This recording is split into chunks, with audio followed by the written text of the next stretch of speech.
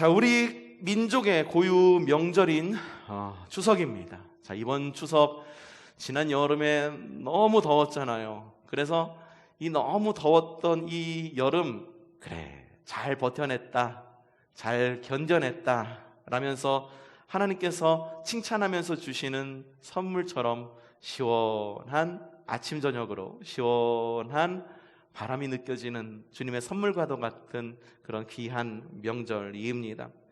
높은 하늘, 그리고 선선한 바람, 그리고 보름달만큼이나 아주 넉넉한 그런 열매들은 우리의 마음의 씀씀이 역시 넉넉하고 풍성하게 만들어 줍니다. 우리는 이런 풍성한 명절인 추석을 다른 말로도, 다른 단어로도 이야기를 하죠. 한가위, 그리고 중추절이라고 이야기도 합니다. 중추절, 한가위라고 이야기하는 이유는 우리 옛날부터 우리 조상들께서는 가을을 초추, 중추, 그리고 종추로 구분해가지고 첫 가을, 중간 가을, 그리고 마지막 가을로 구분해서 그렇게 지켰기 때문입니다. 특별히 이 추석을 중추절이다라고 말하는 이유는 초추, 중추, 그리고 종추 가운데에 어디에 있기 때문에? 가운데 중추에 있기 때문에 중추절이라고 이야기를 하는 겁니다. 한가위 역시 마찬가지입니다. 한가위, 한가운데. 그러니까 가을의 가장 정점에서 지킬 수 있는 절기가 바로 한가위, 우리의 추석이다라고 하는 것이죠. 이러한 풍성한 결실과 감사의 명절인 추석이 가을 한가운데 있다라고 하는 것은 우리에게 정말 큰 복이 아닐 수가 없습니다. 이제 시작될 추운 겨울을 준비할 여분의 시간이 우리에게 있다라는 것을 의미하는 겁니다. 추석이 끝나, 그 다음에 바로 겨울이야, 이게 아니라 추석이 끝나도 그 이후에 겨울을 준비할 시간이 여전히 우리에게 남아있고, 그리고 겨울을 준비할 열매들 역시 이 추석을 맞이하면서 넉넉하게 우리에게 주어지기 때문입니다. 그러니 추석은 그 어떤 명절보다도 복되고 풍성한 명절이 아닐 수가 없습니다. 이러한 넉넉함의 계절과 명절에 넉넉함을 누리는 여러분들 되십시오. 마음도 넉넉하게 누리시기를 바라고, 그리고 여러분들이 할 수 있는 한 넉넉하게 베푸는 그런 명절이 되시기를 바랍니다. 더불어 넉넉한 하나님의 은혜를 누리는 그러한 명절이 되시기를 바랍니다. 자, 오늘 말씀은요, 복 있는 사람에 대한 이야기입니다. 자, 성경에 복 있는 사람이 되어라 라고 하는 이야기가 아주 구체적으로 나와 있는 성경, 오늘 말씀만큼 더 명확하게 나와 있는 성경은 어디를 찾아봐도 없는 것 같아요. 자, 복 있는 사람은 어떤 사람일까? 시편 1편 3절 말씀 우리 한 목소리로 읽어보죠. 자, 시작. 시냇가에 심은 나무가 하는 일마다 잘 될 것이다. 여러분, 하는 일마다 잘 되기를 바라시죠? 그렇죠? 그리고 모든 일 가운데 열매가 있기를 바라시죠?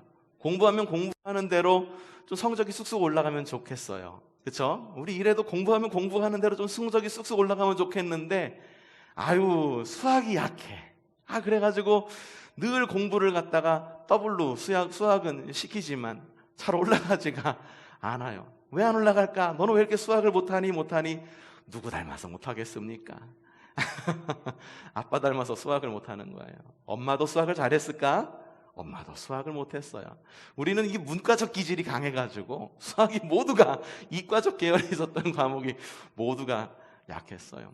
그러기를 바랍니다. 하여튼 이렇게 뿌리는 대로 좀 열매가 있기를 바랍니다. 근데요, 성경에 나와 있는 그런 풍성한 열매, 그리고 하는 일마다 잘 되는 것에 가장 중요한 전제가 있습니다. 뭐냐 하면 시냇가에 심겨진 나무가 되어야 된다라고 하는 거예요.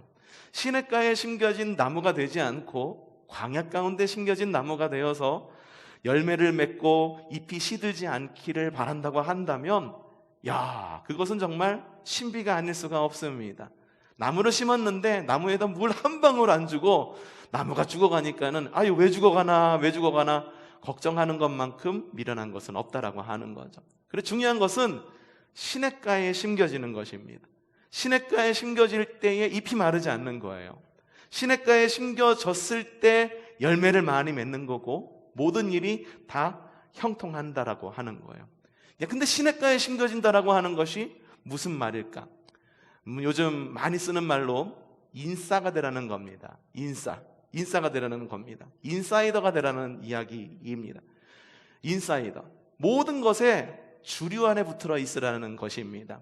아싸, 그냥 이런 지류에 붙어 있지 말라는 거고 주류에 붙어 있으라고 하는 거예요. 여러분, 복 있는 사람이란 주류 안에 붙어 있는 사람입니다. 주류 안에 붙어 있는 사람. 주류 안에 붙어 있다라고 하는 것은 술주자를 뜻하는 것이 아니야. 주류 안에 붙어 있으라니까. 거봐, 주님도 술주자, 주님 안에 붙어 있으라고 얘기하잖아. 절대 그런 거 아닌 거. 여러분 아시죠? 우리 주인 주자를 말하는 거예요. 주인 주자, 그리고 흐를 유자를 씁니다.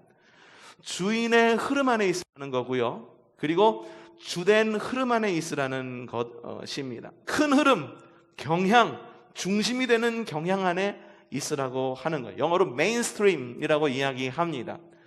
주류에 있으라고 하는 것입니다. 우리의 주류이신 주님이시고 시냇가이신 주님 안에 붙어 있으라는 것입니다. 성경에서 다른 거 이야기하지 않잖아요.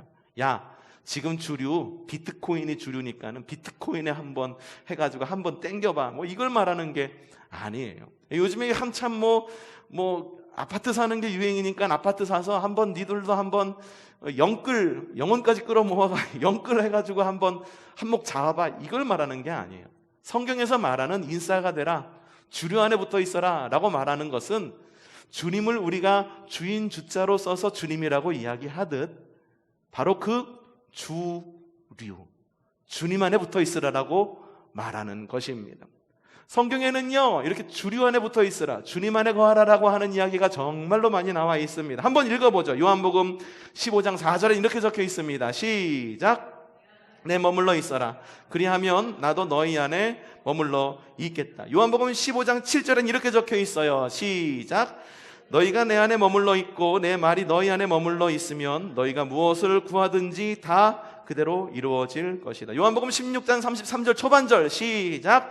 내가 이것을 너희에게 말한 것은 너희가 내 안에서 평화를 얻게 하려는 것이다. 디모데후서 2장 1절에서 바울이 그의 아들과 같은 디모데에게 뭐라고 이야기하냐, 이렇게 이야기합니다. 그러므로 내 아들아, 그리스도 예수 안에 있는 은혜로 굳세어져라 라고 성경에서는 늘 이렇게 이야기를 합니다. 이 구절 뿐이겠습니까?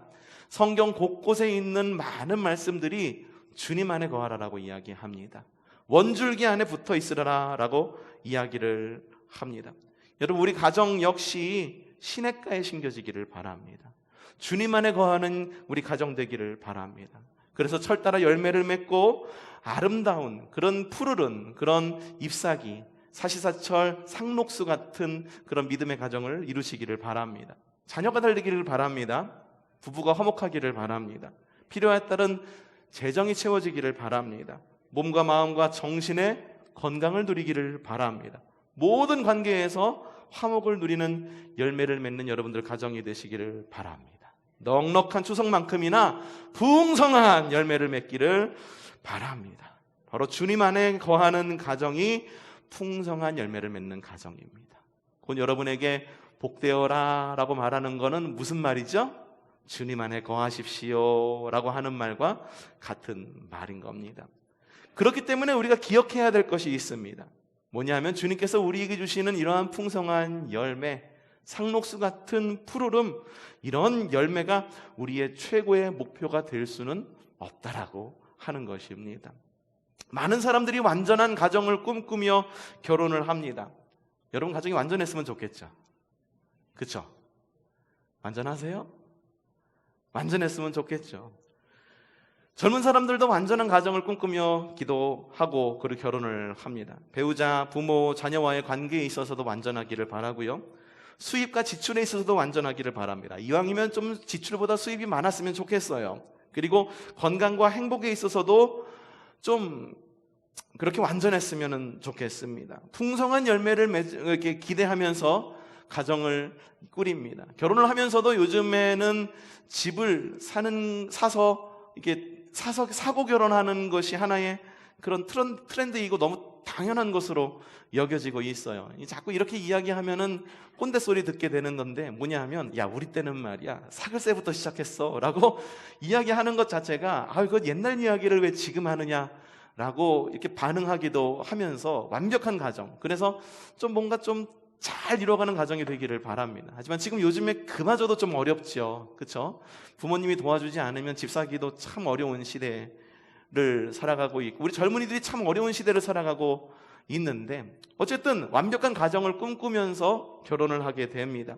근데 결혼 생활을 합니다. 1년, 2년, 많게도 아니에요. 10년, 20년 살고선 깨닫게 되는 것이 아니라 1년, 2년 살면서, 혹은 한 달, 2달 살면서 깨닫게 되는 것은, 내가 꿈꾸던 결혼 생활은 이런 게 아니었는데, 그렇게 내 가정, 내가 이룬 가정이 완벽하기를 바랬는데 완벽하지 않다라고 하는 것에 깨닫게 되고 깊은 실망감에 빠지게 됩니다.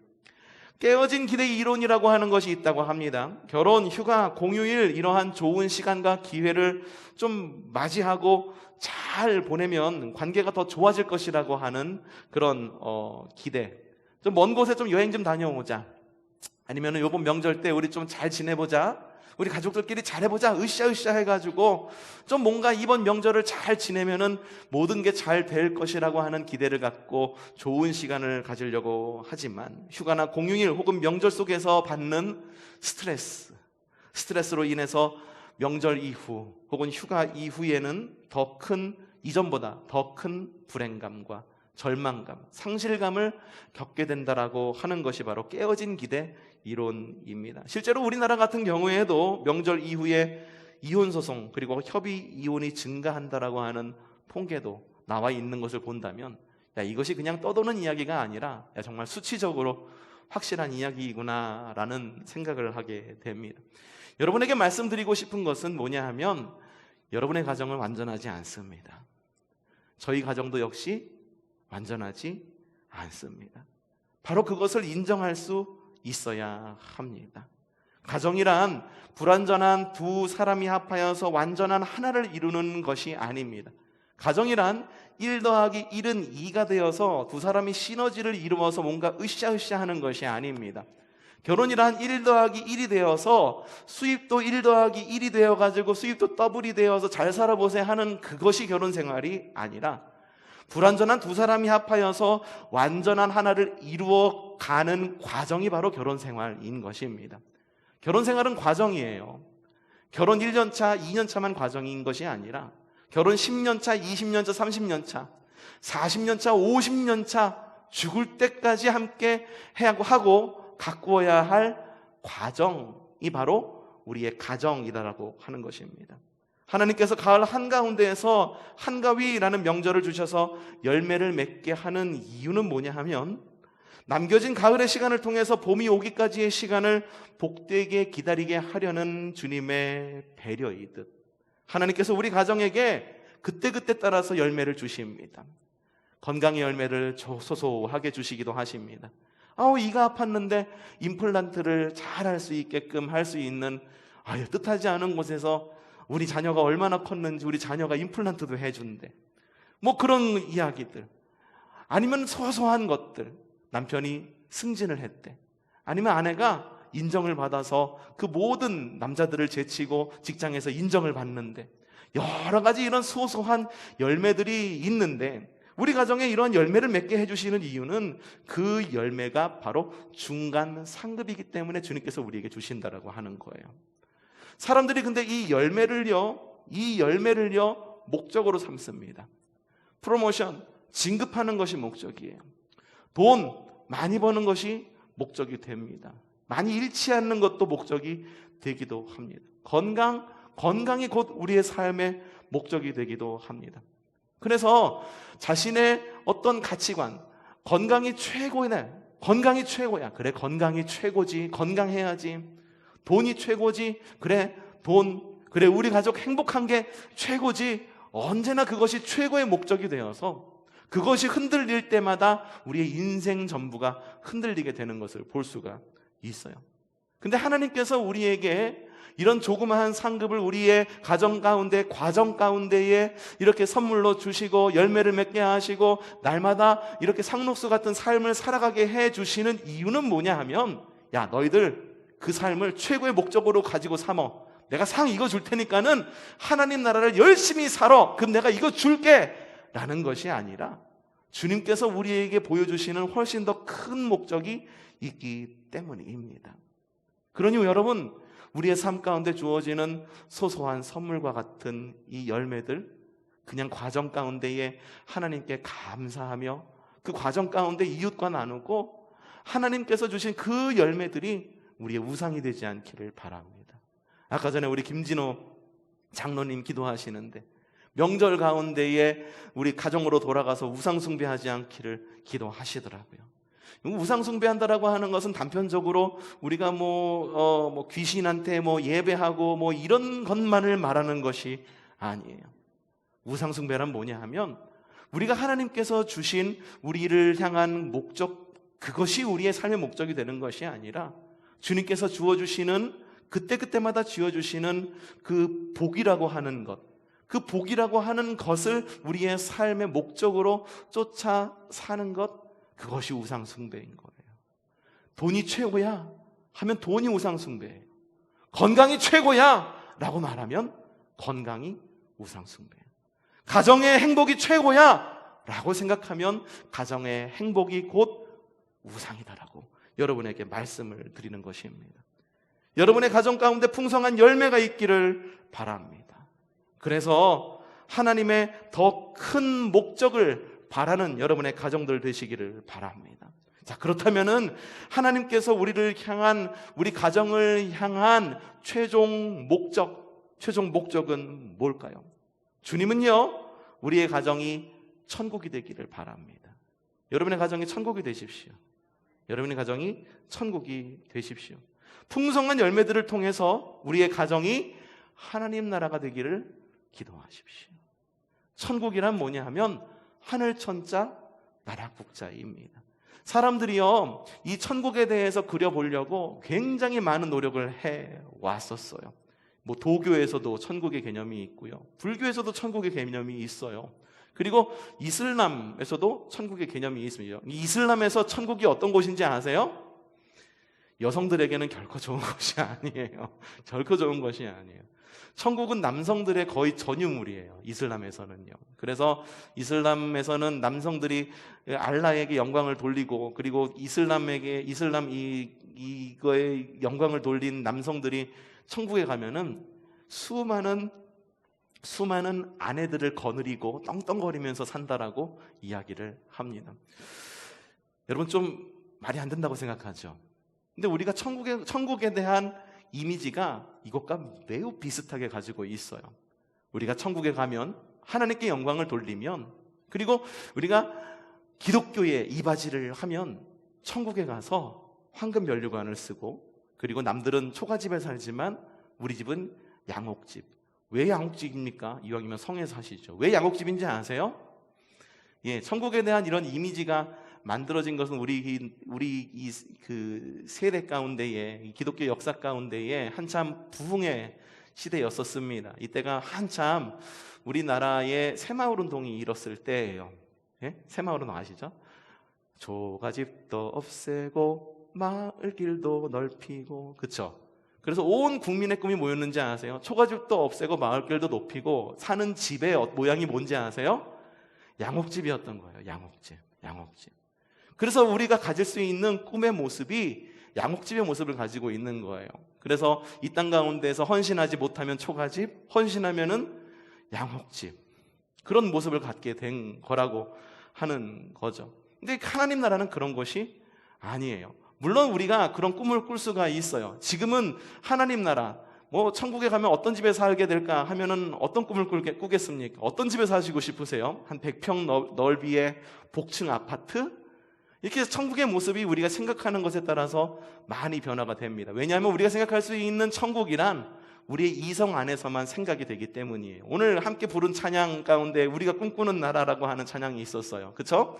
사막에 샘이 넘쳐 흐르고 사자와 어린 양이 뛰노는 그곳, 어린이 독사굴에 손 넣어도 되는 그곳엔 하나님의 나라가. 여러분, 이런 하나님 나라 사시고 싶으시죠? 예, 여러분의 꿈은 좀 다를 거예요. 예? 사막에 샘이 넘쳐 흐르고, 우리는 사막이 없어요. 어느 곳을 가나 물을 틀면 물이 나와요. 그 물에 대한 걱정이 거의 없어요. 사자와 어린 양이 뛰노는 그곳, 우리나라 호랑이가 없어진 지 굉장히 오래됐습니다. 호랑이와 이런 양이나 닭이 어울려 노는 세대를 따지기에는 굉장히 좀 어려운 세대를 지나고 있어요. 어린이 독사굴에 손 넣어도 되는, 독사굴 발견하기 참 어렵죠. 땅꾼들이나 요즘에 독사굴 발견하지, 독사 좀 발견하기 어려운 시대를 살고 있어요. 어려운 세대를 살고 있어요. 근데 왜 이스라엘 사람들이 이런 모습으로 하나님 나라 천국을 그리고 있냐 하면, 그 당시에 이 성경이 쓰여질 당시에 이스라엘 사람들이 느끼는 그 하나님의 나라가 그 모양이었던 거예요. 그들은 광야의 민족이었습니다. 광야의 민족이었기 때문에 사막에 샘이 넘쳐 흐르는 것이 그들의 꿈이었었어요. 늘 물 부족했기 때문에 사자와 어린 양이 뛰노기를 바랬어요. 목축업을 했었잖아요. 다윗도 역시 목자였었던 거죠.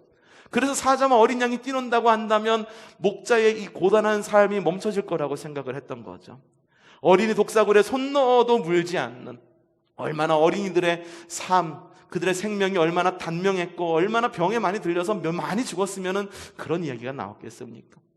그렇기 때문에 하나님 나라에 대한 모습을 우리가 그려본다고 한다면, 지금의 하나님의 모습, 하나님 나라의 모습, 그 당시 하나님 나라의 모습은 어쩌면 좀 격차가 있을지도 몰라요. 단지 우리가 가지고 있는 이성 안에서 그릴 수 있는 하나님 나라의 모습을 우리는 그릴 수밖에 없어요. 근데 하나님 나라가 그것밖에 안 되겠습니까? 천국이 그것밖에 되지 않겠습니까?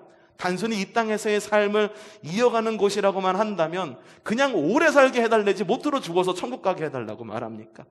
오래 살아가지고 그냥 이 땅 가운데에서 천국과 같은 삶을 살게 해달라고 그러지, 천국에서는 이 땅에서 누리지 못했던 건 누리게 해달라고 왜 그런 천국을 기도하겠습니까? 왜냐하면 천국이라고 하는 것이 우리의 이성 안에 갖춰진 하나의 형상으로, 하나의 생각으로 자리 잡고 있기 때문입니다. 하지만 천국이라고 하는 것은요, 우리가 상상할 수 있는 곳이 아닙니다. 우리가 상상할 수 있는 대로 크게 한번 상상해 보십시오. 그것 더하기 알파인 곳이 바로 천국입니다. 예전에 원태연이라고 하는 시인이 있었어요. 굉장히 좀 유치하고 좀 재밌기도 하지만 좀 유치한 시를 잘 쓰는 그런 시인이었었는데, 그 남녀 간의 사랑을 좀 그렇게 시를 써가지고 이렇게 표현했었어요. 이 여자가 이렇게 물어보는 거죠. 자기야, 나 얼마나 사랑해? 그 대답이 뭘까요? 그 대답이 뭘까요? 나 얼마나 사랑해?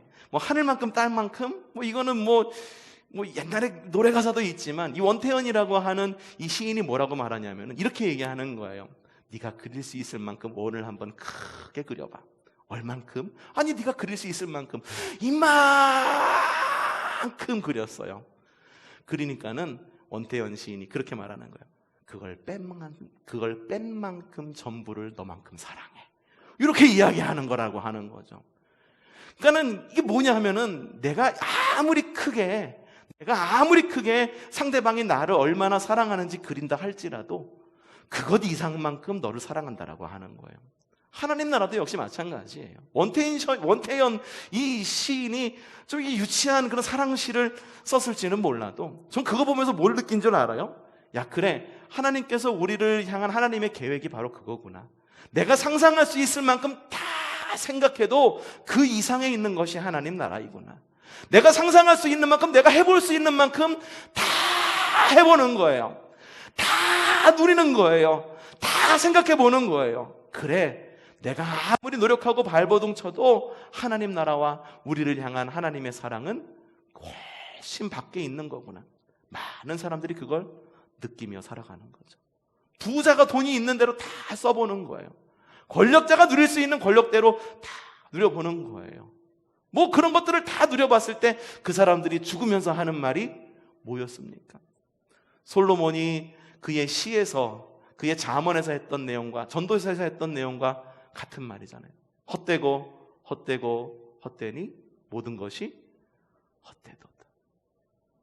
하나님의 나라를 우리가 어떻게 생각으로 지을 수 있겠습니까? 여러분의 가정도 좀 그랬으면 좋겠어요. 천국이 되세요. 그런데 여러분이 생각하는 그런 천국의 모습이 아니라 그 너머에서 이루어질 수 있는 천국을 기대하고 그 너머에 있는 복을 구할 줄 아는 여러분들 되시기를 바랍니다. D-Day에서 V-Day로 넘어갈 줄 아는 여러분들 가정 되시기를 바랍니다. 우리의 가정이요, 앞서도 이야기했지만 내 모습만큼이나 완전하지 않아요. 내가 완전하지 않은데 어떻게 누군가에게 완전을 바랄 수 있겠습니까? 이래가 수학이 약하다고 그랬잖아요. 이놈의 자식아, 누가 닮아갖고 이렇게 수학을 못해?